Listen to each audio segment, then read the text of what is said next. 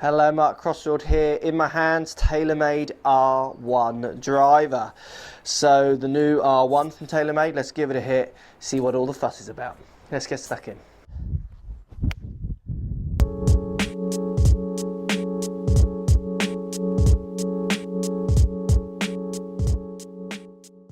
Right guys, TaylorMade R1. This is the white-headed driver with a facelift. It's got the new wall paint on the top. We've got adjustability. So with this club, we've got lofts going from 8 all the way up to 12 degrees with lots of stops in between. So nearly every loft you could ever dream of in this one club. So the club comes with no loft. You adjust it to the loft you want. You've also got open and close settings on the back. I think it's 4 degrees you can open and close this face by. So you can set the face more open and more closed at address, try and help you shape your shots better. And you've also got heel and toe weighted, so heavier weights on either side can give it more of a draw or fade or neutral bias. So definitely the R1 is going for it on the adjustability. The loft sleeve's really good. I like this. We're seeing this in Nike's clubs as well, so you're getting every loft option, which I think is quite a good idea. I mean, certainly for someone who's, fitting people with clubs, it helps me. I like the tagline with it. 80% of golfers apparently, so 80% of you lot have got the wrong loft, TaylorMade are telling us. So my question to that 80% of people is, where are you buying your clubs? 80% of my customers haven't got the wrong loft. So I'm not quite sure why that 80% of people are buying their clubs and why TaylorMade are allowing them to buy the wrong clubs, but that's just me being a bit cynical. So their solution to 80% of the golfers having the wrong loft is to give you every loft and then just completely bamboozle you so you haven't got a clue which loft you want. But anyway, that's me taking their marketing a little bit too serious. I like the sleeve, that it gives it more options for me personally. The fact that it tells you got 80% of people got the wrong loft and then gives you every loft kind of, to me, almost seems like a bit of a contradiction. Just go and get custom fit with a decent launch model and get the right loft. This is an expensive club, Anyway, looking it down by the ball, putting it down by the ball, club looks pretty damn funky. You've got this kind of triangular pattern. It's very jazzy, which you'd expect from this company. What else, would you expect? They're not subtle in any way, but it's a good looking club. I like the look of it. The tagline with it is that it helps you line up to the ball a bit better. I didn't see anyone with R11 before aiming up with the face completely skew-if. Where's my funny triangular shape at the back? But it does look quite nice and quite funky. You've got the white top, black face, which always looks stunning.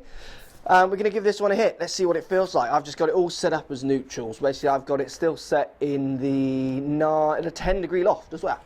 This is just their standard stiff shaft. Here we go. Let's give it a hit, see what it feels like. Definitely down by the ball.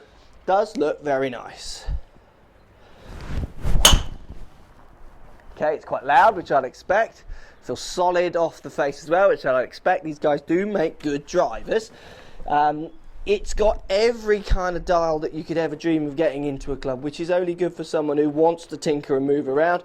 If you're not someone like that who wants to get a bit more help with your driver and not tinker around with it, shouldn't stop you getting this one. Just make sure you go and get it fitted up nicely before you buy it. Okay, let's give it another hit, see how that feels a bit more off the middle. Didn't quite get all of that last one. Very nice flight. It's a relatively true flight, but the thing with this club as well, in relationship to the ball flight, is I know I could play with the settings on this club and almost get whatever ball flight I want, so it's kind of irrelevant. This is almost every club that's ever been made in one. How this style on the bottom is going to last over time, I'd be interested to know. I know there was a few issues with R11 where the bottom plate was almost coming off a few clubs as people would whack the ground with it. So it'd be interesting to see how that graphic on the bottom holds up in time. Oh yeah, that's right out the middle. It's very loud, but for lots of people that's exactly what they're going to want. I can see this driver getting a lot of presence on tour, already is, and I can understand why. It looks good, it performs well. We're going to get some numbers on it with Trackman and what have you as we get going through more of the reviews, but initial thoughts are R1, I'm liking it. It's a shame 80% of us have all got the wrong loft. But you buy R1, you've got every chance of getting the right loft. You might just have to try 12 different settings as you go. R1 is a good looking, It's a nice shape. It's not, TaylorMade can have some funny shapes sometimes. It's quite a classic shape, slightly stretched back at the back. Relatively loud, but nice flight, and like I say, you can get any flight out of this club by dialing it around. R1, I'm liking that, guys. Let me know what you think. Post comments. I quite like the new colourway on top. It's quite jazzy. It's not going to be for everyone, but I like it. Does it serve a purpose apart from make it look better? Not really, it just makes it look better. All the adjustability is fine if you're into that. I would always get this set up in one way and keep it there. I wouldn't be playing around with the adjustability so much. But it's clever the way you can adjust this club. Let me know what you think, post comments down below. I know there's loads of TaylorMade fans out there. Definitely a club I can see lots of people using. It has a lot of good points to it. Thanks for watching, guys. Post comments. Love to hear what you got to say, and we'll speak to you all soon.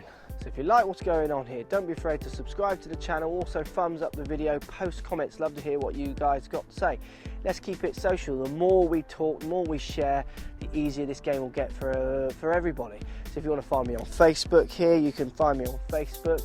If you want to tweet me, find me on Twitter here as well. Just follow the links, all in the description. Come and join the show. Get active, get involved, get playing some better golf. Thanks for watching.